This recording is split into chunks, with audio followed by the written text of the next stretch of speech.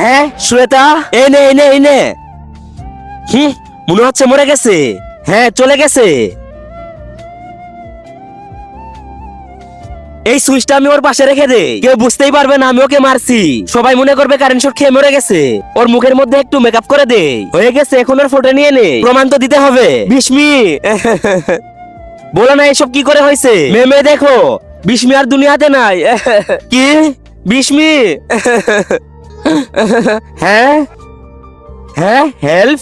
হ্যাঁ বাচ্চারা পুলিশকে ফোন করো। বিস্মি উঠো। ইয়েস মেয়ে দেখো।